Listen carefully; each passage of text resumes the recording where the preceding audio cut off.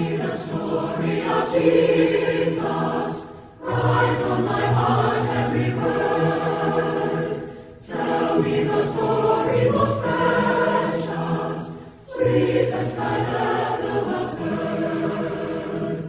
Love in that story so tender, clearer than ever I see. Say, let me read while you whisper, love in the ransom for me. Tell me the story most precious, sweetest that ever was heard.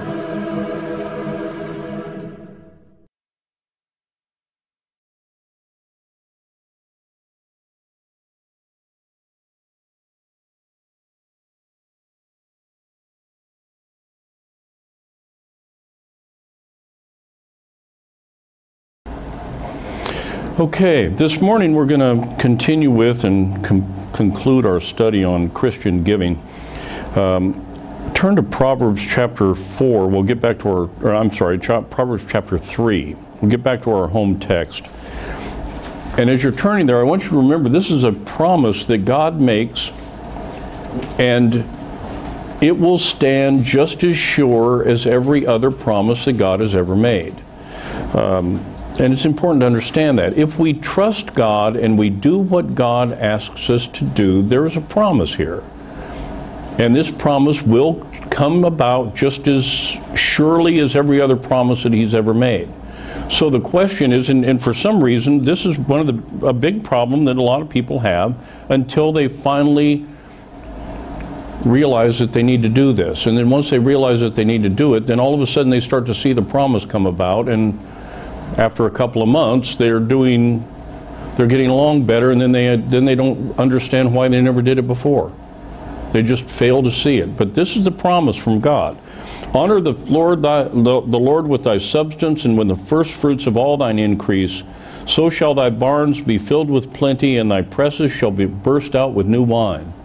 The promise here is that if you support God's ministry and if you support God's church, God will take care of you, and He'll make up the difference. And He'll make up more than the difference. And you'll get to a point where you don't even notice that you're giving what you should be giving. He'll make up the difference. And the only people I've ever met that say that won't work are the ones that don't do it. I've never met anybody that does this faithfully that will tell you, well, no, it's not true. Everybody that's done it faithfully says, yeah, it works. I give to God, God gives back to me, and I end up with more than I would have had I tried to hold on to it. Look around. This is not a huge church. There's only a few members in here, and then we take the members that we have out west. All together, we're not a huge church. We're not a large enough church where people can sit back and say, well, I can slack off because somebody else will make up the difference. There isn't anybody else to make up the difference. This is a very small work, and so people need to be faithful in this regard. A couple of other things that happen, one of the ways this helps is that the people that are faithful, then all of a sudden the church begins to grow. There are a multitude of ways that this helps, and so understand, I'm delivering this so that you know where we stand. This is the first time in almost 2 years that I've brought it up. We don't have offerings here. I was talking to our friends from Atlanta this week. Their son played in a worship band, I guess, in one of these big churches, and they actually paid him. He was a paid musician wasn't a member of the church. He was a paid musician in one of these big churches, and they would play music to take the offering. And then after that, there would be people that would go back in the back room and count what was in the offering. And if it wasn't enough, then they would wire information to the pastor, who they'd crank up another song and this time we'll take a love offering, or it'll be a this offering, or it'll be a that offering, and until they raised enough money to pay what they needed to pay, including the musicians that were playing in the worship. Okay, that's what goes on you see that here? No, we don't even pass the plate here. The primitive Baptists will put a big table up in front of the pulpit, and they'll make everybody come up and put their money on the table. Make a big circle and come up and put your money on the table. So everybody sees who put the $100 bill there, and everybody sees who put the change there. That's absolutely despicable. All that does is put pressure on people to put more up there than they ordinarily would or could have. We don't do that. We put a box over here, and we trust that people will put in there what they're supposed to put in there, and God knows what you put in there. I don't. I don't want to know. That's between you and God. You do this for God. Don't do it for me. God will take care of me. I'll live.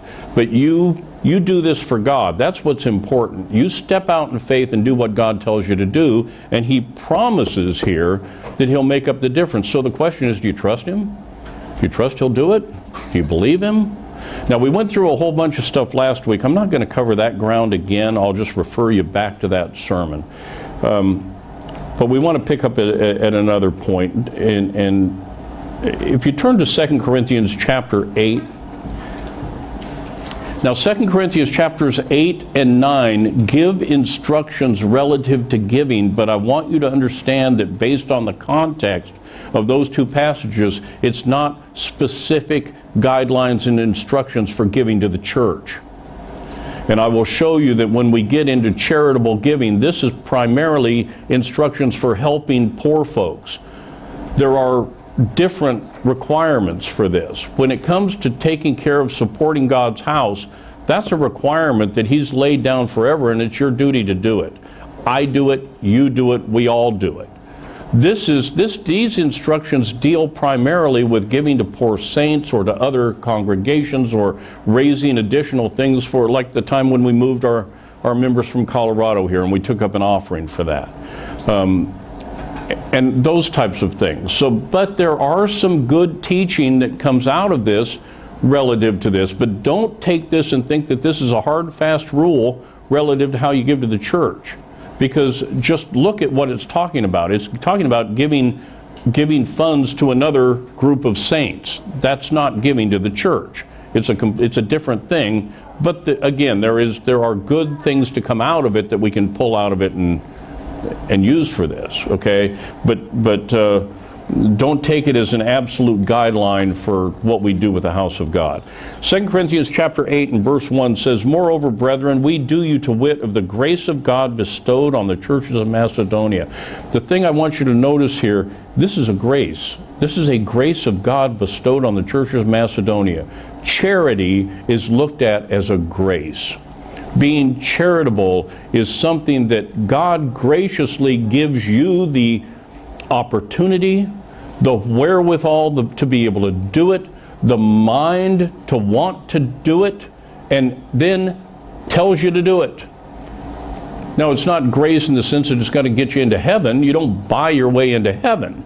But it is this mutual, I don't know the word I'm looking for. It is grace. That's what the scripture. Look at verses 6 and 7. "Insomuch that we desired Titus, that as he had begun, so he would also finish in you the same grace also." And this is talking about taking that money to the poor saints. "Therefore, as ye abound in everything, in faith and utterance and knowledge and in all diligence and in your love to us, see that ye abound in this grace also." You see, here's Paul instructing the Corinthian church that this is important as it is to have faith, to have knowledge, to have understanding, and all the rest of this. Charity is just as important. And it's something that God relies on for His churches to continue in this world. I mean, think about this. If everybody just closed up their pocketbooks, how long would the church stay here? How would we pay the rent? How would the pastor live? How would we get by? It would put an end to it. So it's one of the areas that the devil, we went through the temptations, remember a couple of weeks ago we were talking about temptation of Christ and how the devil will come after you from different, this is one of the areas that he'll come after you from. This is a huge area to come after you from, to tempt you into not doing what God tells you to do. so that he can help destroy the world, the room that you're in. If he can get everybody to say, nah, we don't have to worry about that. Nah, we don't have, somebody else will make up the difference. I don't have to worry about that. We'll be okay.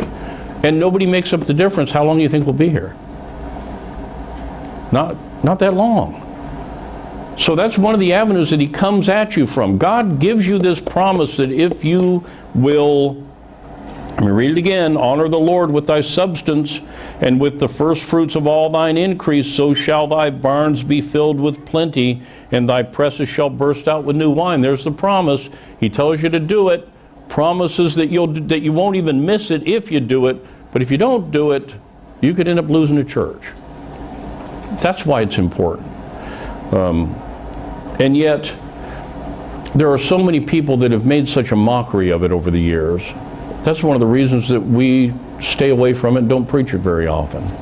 It's not that it's not an important topic, but there's all of these false teachers out here that make it look like all they're out there to do is grab your money. And so when we stand up and start to teach it, then people start thinking, well, he's just like everybody else. He's after our money. That's not the case. But you end up with godly ministers that don't even want to, it's like the third rail of preaching.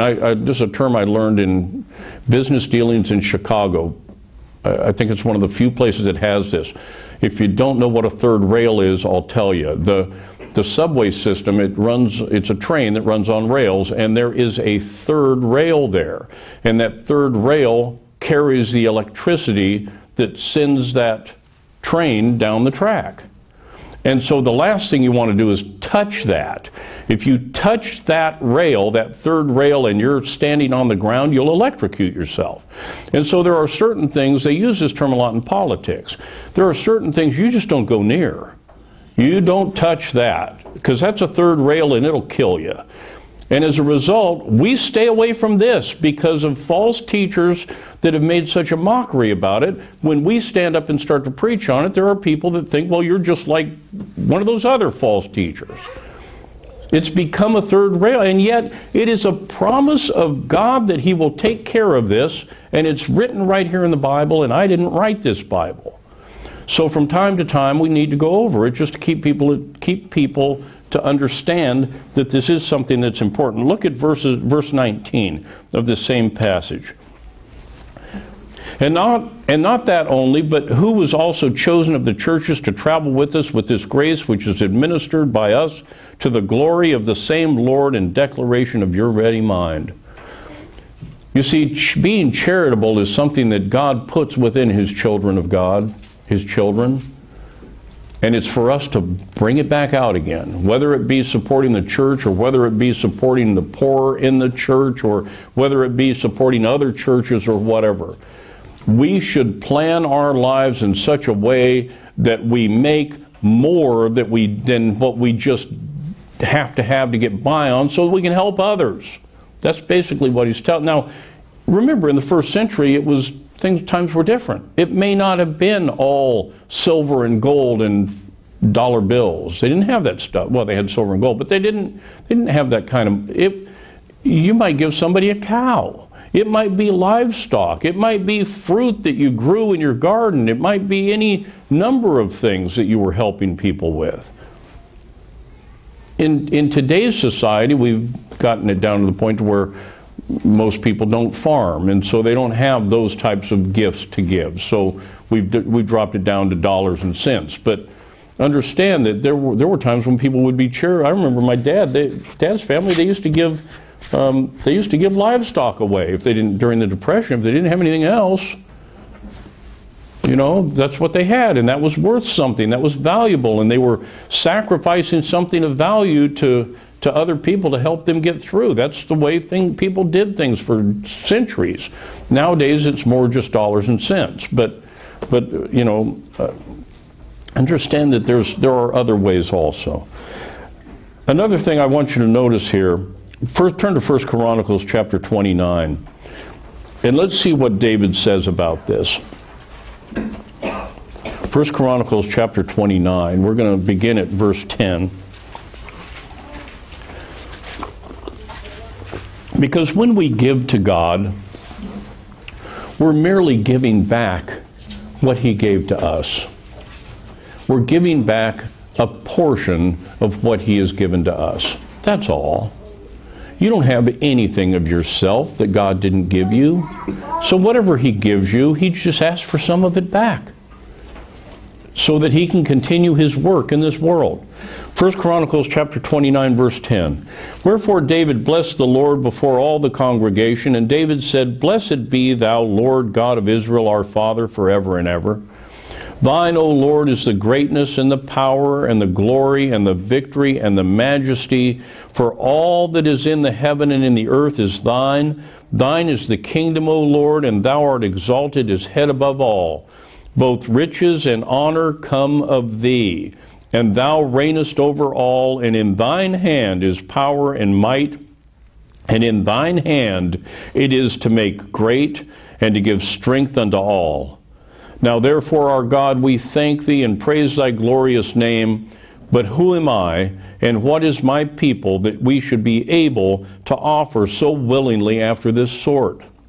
For all things come of thee, and of thine own have we given thee. For we are strangers before thee, and sojourners, as were all our fathers. Our days on the earth are as a shadow, and there is none abiding.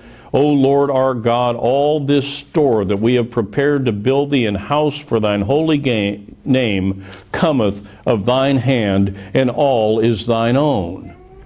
So when we give to God, we're merely giving back part of what God gave us. That's all. And he promises that if you will do that, he will give you more. But if you clench your fist and don't, well, then it's like putting money into a bag full of holes, or waiting for him to come along and blow on it, and you end up with nothing in the end. In 1 Peter chapter 4 and verse 10, Peter says, As every man hath received the gift, even so minister the same one to another as good stewards of the manifold grace of God. What we receive, we are then to do good with.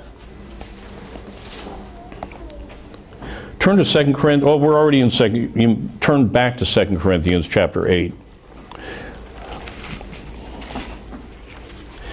Because I want to show you that poverty is no excuse for not giving of what you have.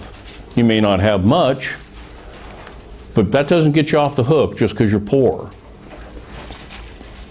2 Corinthians chapter 8 and verse 1 and 2. Moreover, brethren, we do you to wit of the grace of God bestowed on the churches of Macedonia, how that in a great trial of affliction, the abundance of their joy and their deep poverty abounded unto the riches of their liberality.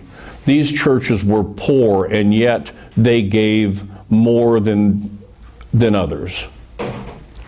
And if you look at Luke chapter 21, we're going to come right back to 2 Corinthians 8, so keep that marked. But Luke chapter 21, verses 1 through 4. And he looked up and saw the rich men casting their gifts into the treasury. The he here is Christ. And he saw also a certain poor woman casting in thither 2 mites. And he said, Of a truth I say unto you, that this poor widow hath cast in more than they all. For all these have of their abundance cast in unto the offerings of God, but she of her penury hath cast in all the living that she hath. It's interesting that sometimes poor folks are the most charitable folks that you ever run into. And poverty doesn't get you off the hook. You may not have as much, but of what you have, the promise still holds true. That if you give of your substance, God will make sure that you have enough. That's the promise to you. In 2 Corinthians chapter 8 and verse 5,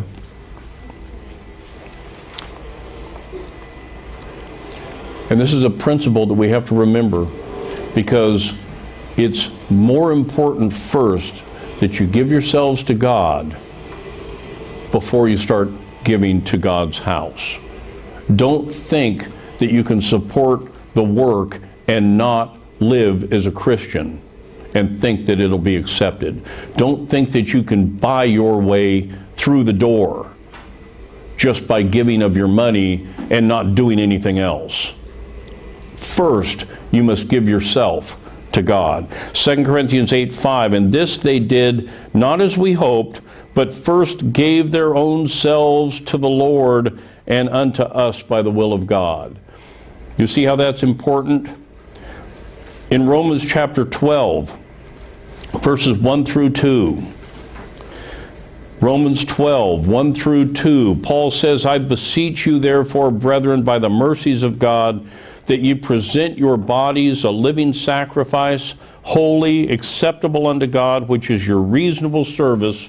And you be not conformed to this world, but ye be transformed by the renewing of your mind, that ye may prove what is that good and acceptable and perfect will of God.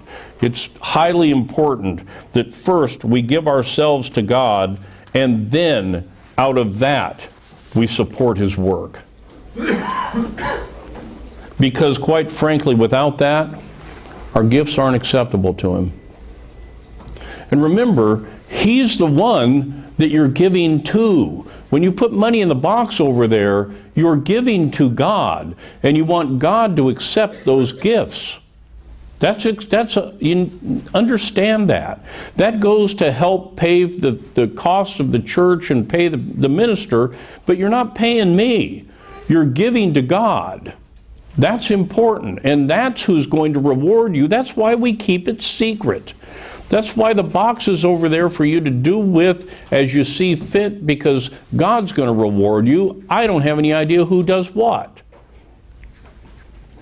It's not me that comes around and pats you on the back. It's God that takes care of you. Turn to 1 Samuel chapter 15. And let's look at the case of Saul.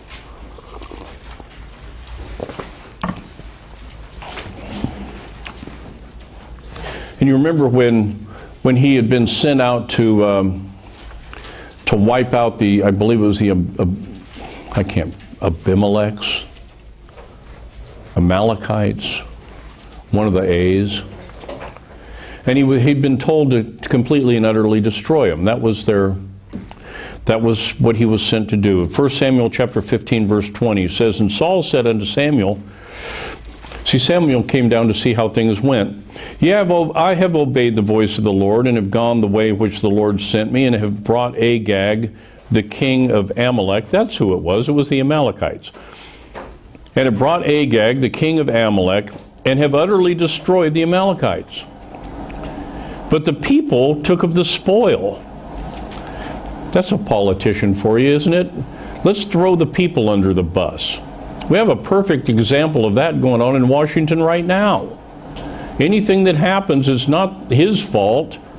Throw the other party under the bus, or throw people in your own party under the bus, or blame the people on it, or blame somebody. It can't be my fault.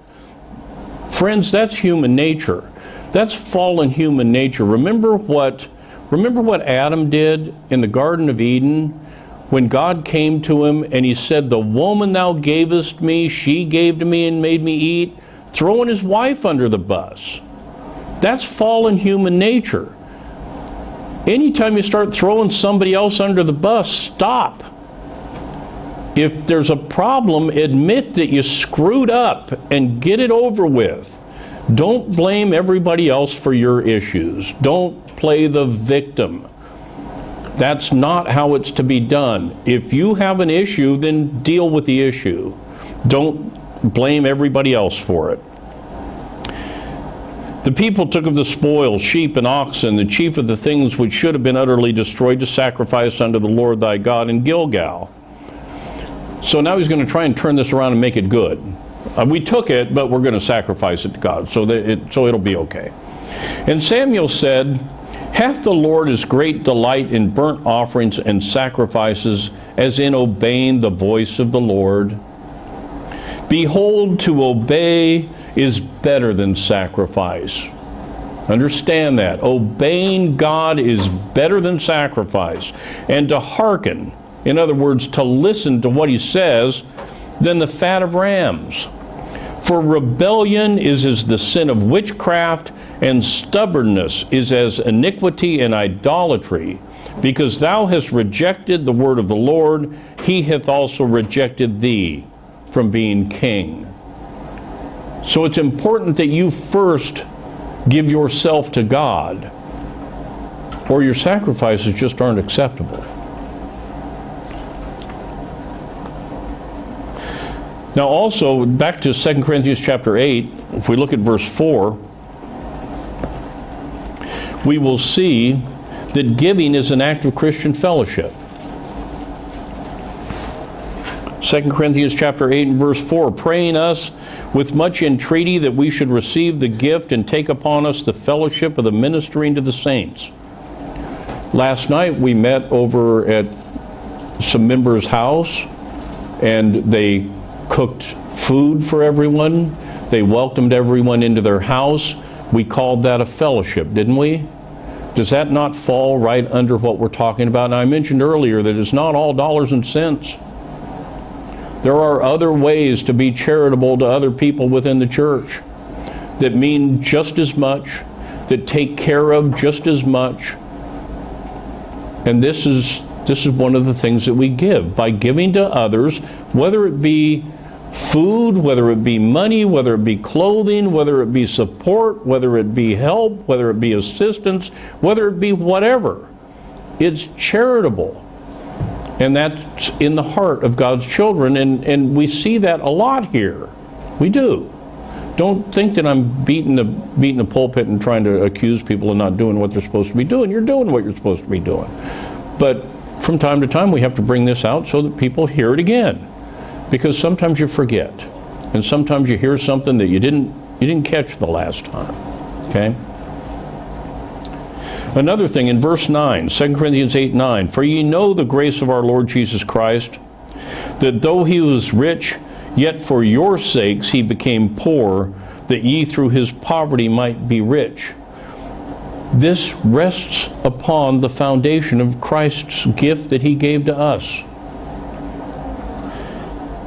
Verse 12, for if there first be a willing mind, it is accepted according to that a man hath, and not according to that he hath not.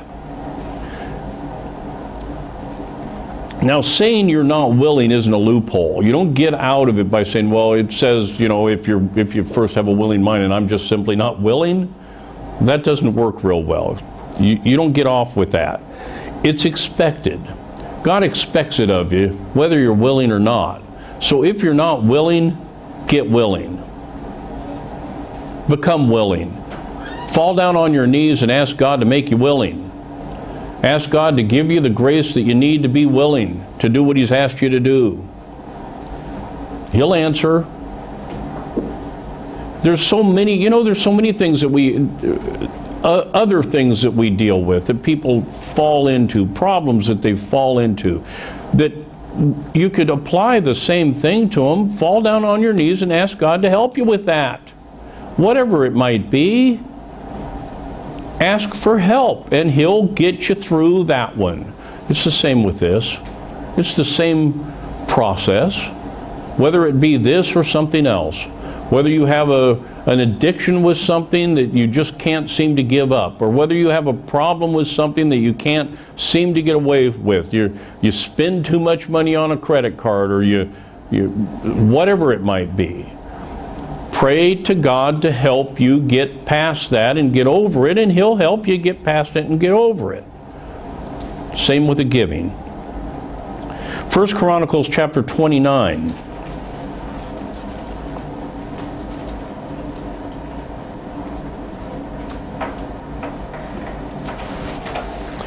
1 Chronicles chapter 29, verse 18 says this, O Lord God of Abraham, Isaac, and of Israel, our fathers, keep this forever in the imagination of the thoughts of the heart of thy people, and prepare their heart unto thee. The will is, you see, the willingness comes from God. This willingness comes from God. Ask him for it. Ask him to help you get through it. and He'll answer. And then step out in faith, trusting that He will keep His promise, and He'll keep His promise. Like I used the analogy last week that I stole from Elder Wagner in Minneapolis, that if I were to offer the first 10 people that got up here, if you loaned me $100 in 6 months, I'd give you $500 in return. If you trusted that I would actually do that, you'd be knocking over the camera to get down here so that you could be one of the first 10. That's a pretty good return on your investment. Is it not? $500 for one in 6 months, you're not going to get that out of a bank. So if you believed that I would do it, if you trusted me, you would do it, would you not? Would you not be one of the ones that get down here? I would. If somebody made me that offer and I trusted them and believed that they would live up to it, I'd go borrow the money to give them the $100. I'm not suggesting that, but the point is, if you trust God with this promise, then why would you not do what He tells you to do? The only reason is a lack of faith. The only reason that people try to hold on to what they've got is they do not trust that God will see them through it. They think they've gotten themselves into such a tight fit that I can't possibly do what God asked me to do, so I won't do anything, and then as a result, it just gets worse and worse and worse and worse, and you're talking to somebody that has a very thick skull that used to sit out there and say it won't work. And things got worse and worse until we finally learned our lesson. And once we learned our lesson, things got better and better and better. So don't think that I'm unfeeling in this situation. I know exactly I've been there. I know how it works. I've tested both sides of it. So trust God. He means what He says. I want you to look at 2 Corinthians chapter 8 and verse 3.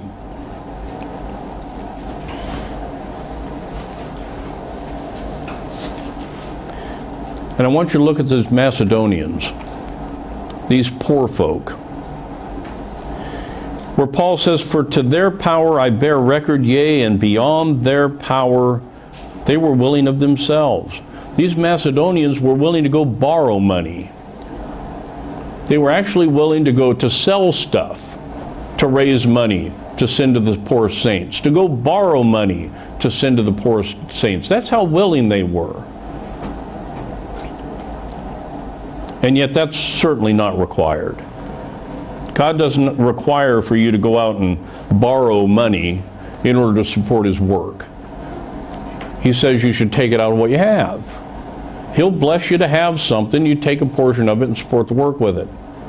And then He'll bless you to have more. That's the way this works. But He's not saying you have to go out and sell stuff or borrow money in order to support the work. You base it off of what He's given you.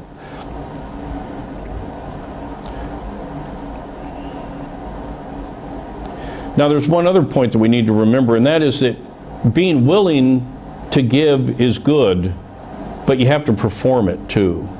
Just being willing isn't good enough. You have to actually do it. You have to follow through on it.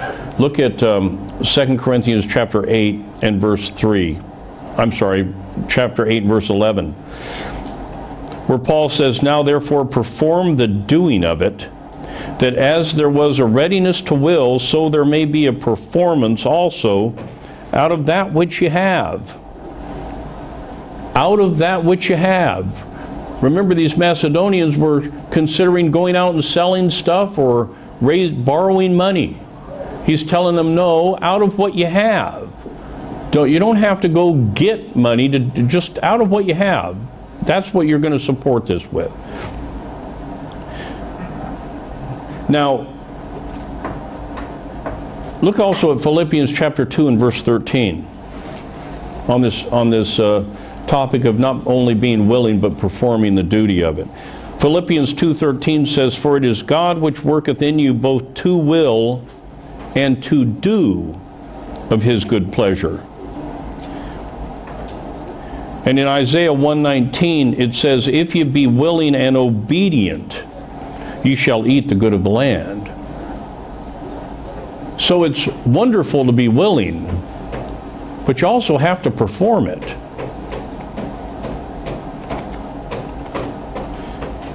I do want you to understand, however, that if God will accept willingness without performance when performance isn't possible.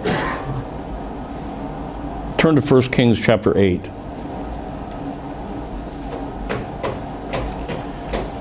If you're a non-resident member and you live quite a ways off and you just don't have well, in this day and age things are different, but let's think back a few hundred years where you might be a child of God that's traveling and there's no real efficient way to transfer your gifts back to wherever the church is while you're traveling. You're willing, you're laying it by your side, you're keeping it there for the day when you ultimately show up, you then have it.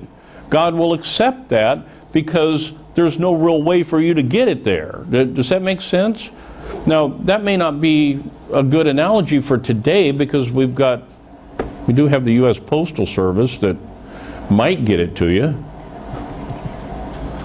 Might not, but you know, I trust God, and we have a non-resident member that every month is very faithful to put his gift in an envelope and wrap it up in about 17 sheets of paper and seal it 7 ways from Sunday and put stamps on it and send it in the mail, and it always gets here. It always gets, and his position is, you know what, if I'm giving to God, God's going to make sure that even the post office can deliver it on time. And he's right. It does. It gets here. In days past, that really wasn't you didn't have those kinds of options. And so God, in that case, God will accept the willingness if the performance isn't possible, as long as you're still doing what you should be doing. 1 Kings chapter 8 and verse 17 says, and it was in the heart of David my father, this is Solomon speaking, it was in the heart of David my father to build an house for the name of the Lord God of Israel. And the Lord said unto David my father, whereas it was in thine heart to build an house unto his name, thou didst well that it was in thine heart. David was willing. He wanted to build a house. He went out and collected all the stuff to do it. It was ready to go. Nevertheless, thou shalt not build the house, but thy son that shall come forth out of thy loins, he shall build the house unto thy. You see, David was willing, and he put aside everything that he could to do this, but God decided it wasn't going to be him. He didn't have the opportunity. So God will accept willingness if you don't have the opportunity. But if you have the opportunity, then he expects you to follow through and not just be willing, but actually perform it and do it. Turn to 2 Corinthians chapter 9.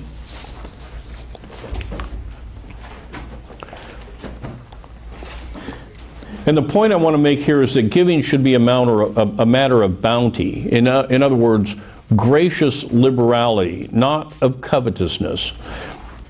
In 2 Corinthians 9:5 it says, therefore I thought it necessary to exhort the brethren that they would go before unto you and make up beforehand your bounty, whereof ye had noticed before that the same might be ready as a matter of bounty and not of covetousness. Be liberal with your giving. God promises that the more liberal you are, the more he's going to give back in return. Err on the side of being too liberal. Don't err on the side of being too conservative. Give back to God. Now, it doesn't all have to come here, but give to God. I made the point last week. There are other ministers.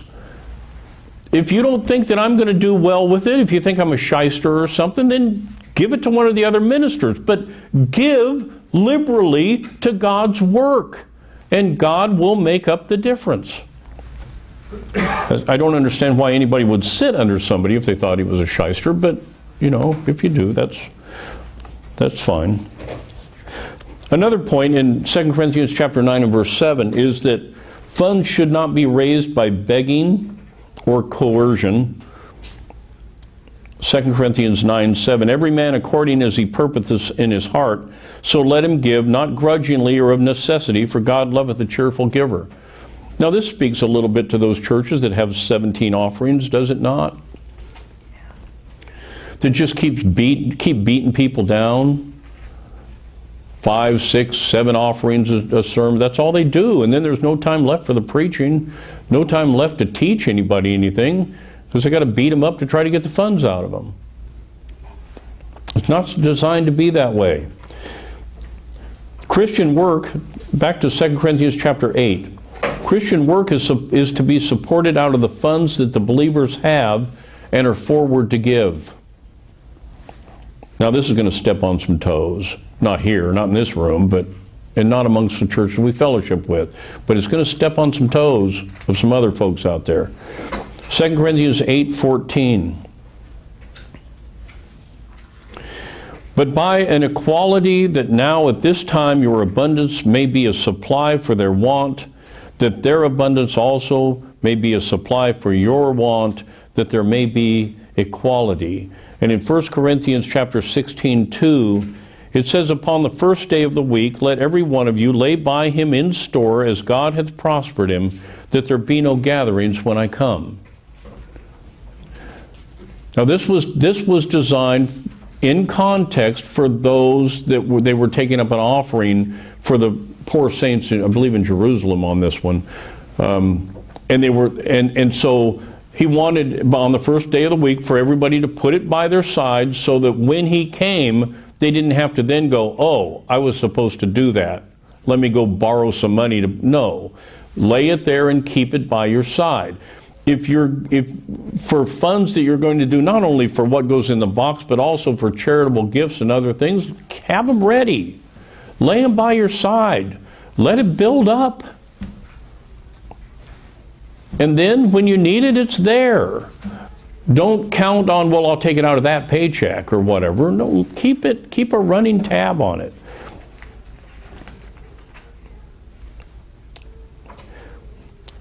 In Exodus chapter 35, now we're not going to read this, but I would suggest that you read it at home. The entire chapter, Exodus 35 and 1 Chronicles 29, those deal with God's building program in the Old Testament.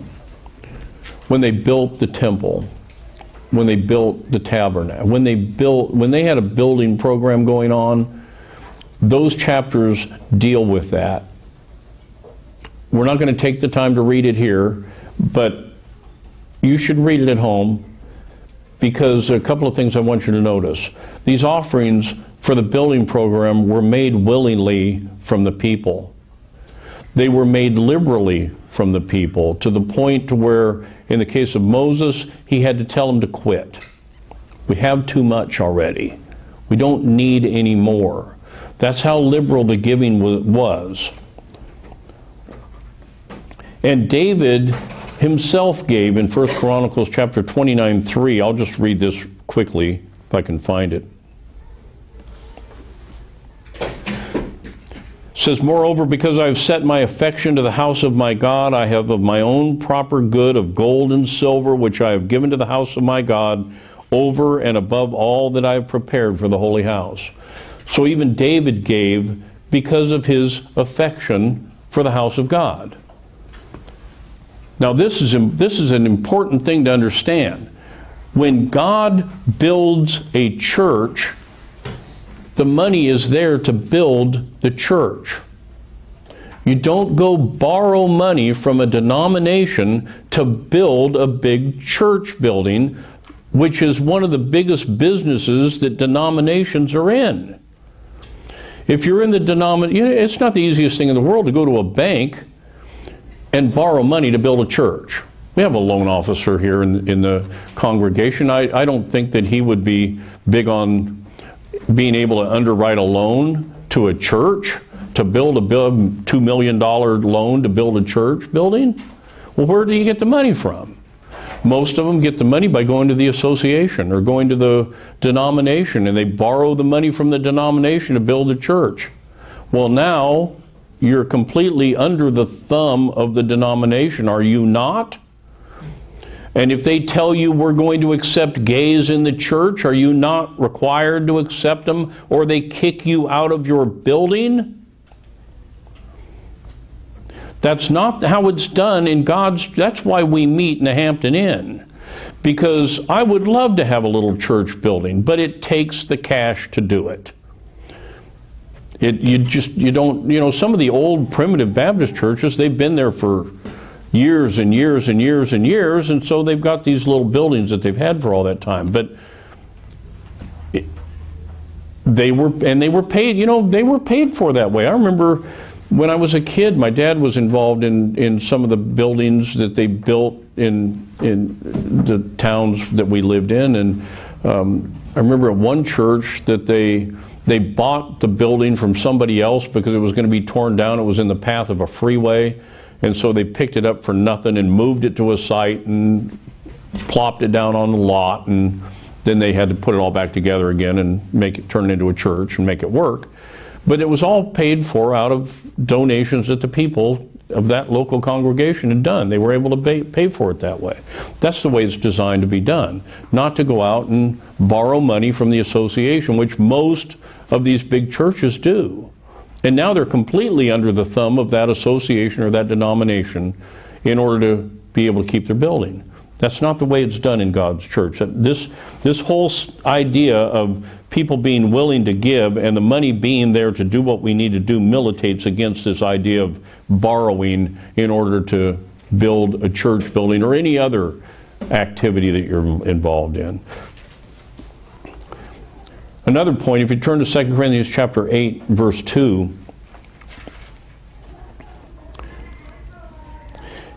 Paul says, how that in the great trial of affliction the abundance of their joy and their deep poverty abounded under the riches of their liberality.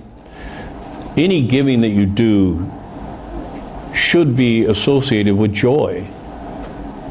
You should be happy to be in a position that you're able to give back to God. It should warm your heart and make you happy that you're in a position that you're able to do whatever it is you're able to do. 1 Chronicles 29:9 says, then the people rejoiced, for that they offered willingly, because with perfect heart they offered willingly to the Lord. And David the king also rejoiced with great joy. This is something that it shouldn't be a dread. It should be something that makes you happy. Some of the happiest experiences that I've had outside of the church are when I've been able to do something for somebody that didn't do anything for me, but it made me feel good, it made me happy, it made me joyous that I was able to help somebody else or do something just to get a smile. That's the way it should be. You think about, every one of us have those kind of experiences outside of the church where we've done something for someone else, may not have anything at all to do with the church, but it was just out of the goodness of our heart to try to make that person feel better for an hour or 2 hours or a week or whatever. And it made us feel good on the inside. Well, that's the way giving to God should be. Because think of it in these terms. When you're giving to God, you're making Him smile for a day or a week. You're doing what He's asked you to do. So it should be associated with joy. And it should be associated with a purpose of heart. 2 Corinthians chapter 9 and verse 7. Every man according as he purposeth in his heart, so let him give, not grudgingly. Don't complain about giving to the house of God. If you do, it's not accepted. Give it willingly. Be happy about it. Or of necessity, for God loveth a cheerful giver. And it should be bountiful. 2 Corinthians chapter 9 and verse 6. But this I say, he which soweth sparingly shall reap also sparingly, and he which soweth bountifully shall reap also bountifully. And that holds true, folks. That holds true.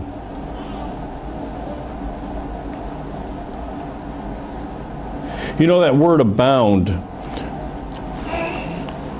I've used this analogy before. If you have a glass and you put the glass here and hold it up so it's straight and pour water in it, when you reach the top and it starts to flow over the top onto the desk or whatever, that's what abounding is. It's more than sufficient. It's more than enough. So when the Bible tells you to abound in something, it's not telling you to scrimp on it. It's telling you to overflow with whatever this is that it's telling you to do.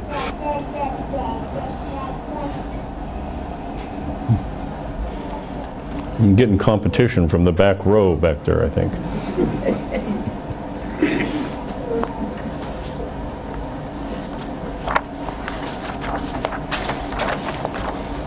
Okay. Turn to Exodus chapter 36, and I want to show you the case in which Moses actually had to say enough. And there are times when Elder Mott in Detroit has had to say enough and not put the box out anymore. And there are times in Las Vegas that Elder Gerald had to hide the box and say it's enough. Just keep it by your side. We don't need any more. And there will be a time when we will say it's enough.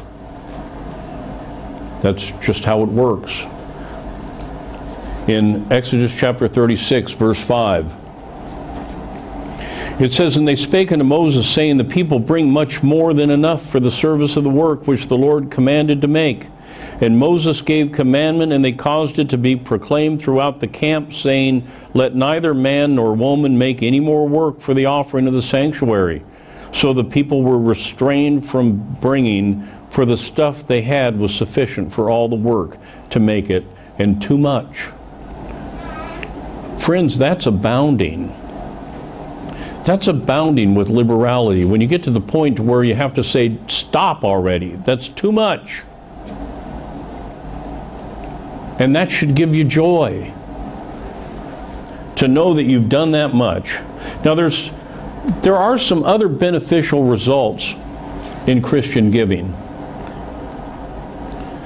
Aside from the fact that God has made a promise that if you do it, He will repay. Aside from that, there are other beneficial results. Number one, it proves the sincerity of our love to God. It shows God that we truly do love Him and that we're willing to trust Him and that we're willing to have faith in Him. Look at 2 Corinthians chapter 8 and verse 8. 2 Corinthians 8 and verse 8 says, "I speak not by commandment, but by occasion of the forwardness of others, and to prove the sincerity of your love." And in verse 24, he says, "Wherefore show ye to them and before the churches the proof of your love and of our boasting on your behalf." This proves your love for God when you do what God asks you to do. Anytime that you do what God asks you to do, anytime that you complete a commandment and do it for God, it shows that you truly do love God. That you're not doing it for man, that you're not doing it for show. Like the table up here that so many churches will put in front and make the people come up and put their money on the table so that the men can pound their chest and see how much I put up there? Huh? Did you notice that? They're men pleasers. They want the approval of other men. No, but this is something that God sees what you do, God knows what you do, and it proves your sincerity and your love to Him. In 2 Corinthians 8 and verse 19, something else that comes from this, it declares that you have a ready mind.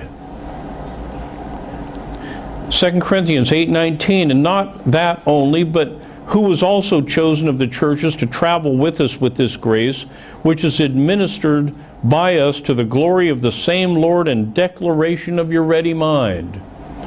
It proves that you have a ready mind. It shows it. It declares it. 2 Corinthians chapter 9 and verse 13. This shows our subjection to the gospel. 2 Corinthians 9:13. Whilst by experiment of this ministration they glorify God for your professed subjection unto the gospel of Christ, and for your liberal distribution unto them and unto all men. It shows that you're subject to the gospel. It proves. So we're talking about something that proves our sincerity and love for God, that we have a ready mind in our subjection to the gospel. It also supplies the needs for which it's given. 2 Corinthians chapter 9 and verse 12 says, for the administration of this service not only supplieth the want of the saints, but is abundant also by many thanksgivings unto God. And Philippians chapter 4 and verse 16. Philippians 4:16. Paul says, for even in Thessalonica ye sent once and again unto my necessity.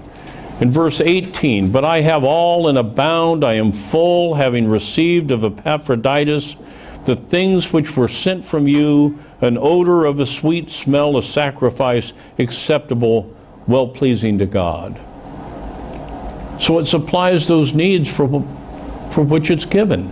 And where else are those needs going to come from but from the church itself? 2 Corinthians chapter 8 and verse 19. This is another beneficial result. It glorifies God. 2 Corinthians 8:19. And not that only, but who was also chosen of the churches to travel with us with this grace, which is administered by us to the glory of the same Lord and declaration of your ready mind. And in 2 Corinthians chapter 9 and verse 12. 2 Corinthians 9:12, for the administration of this service not only supplieth the want of the saints, but is abundant also by many thanksgivings unto God, whilst by the experiment of this administration they glorify God for your professed subjection unto the gospel of Christ, and for your liberal distribution unto them and unto all men. And finally, God recompenses the gift further, enabling us to be able to give more. Look at 2 Corinthians chapter 9.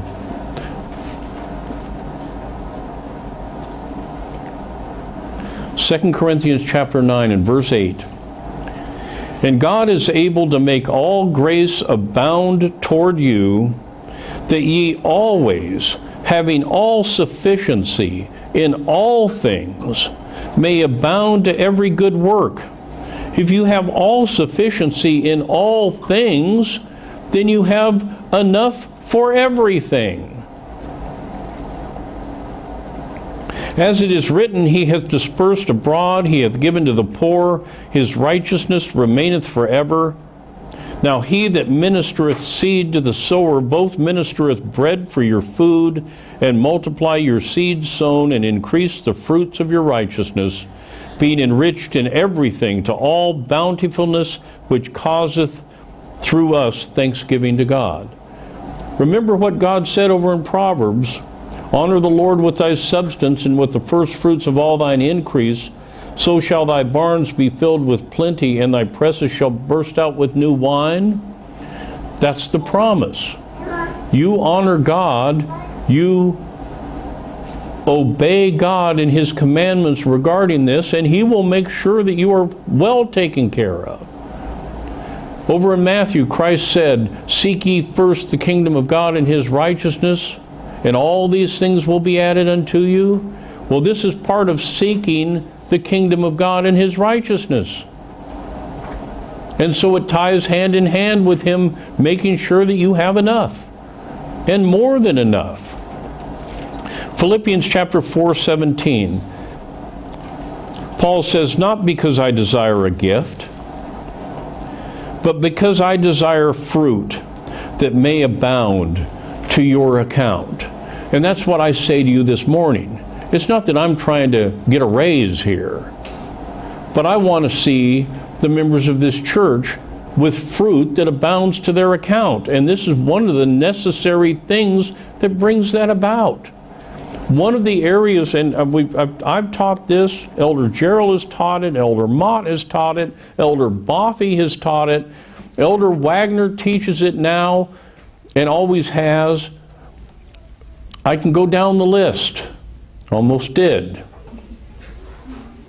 That if you will do what God tells you to do, you will then understand why God told you to do it.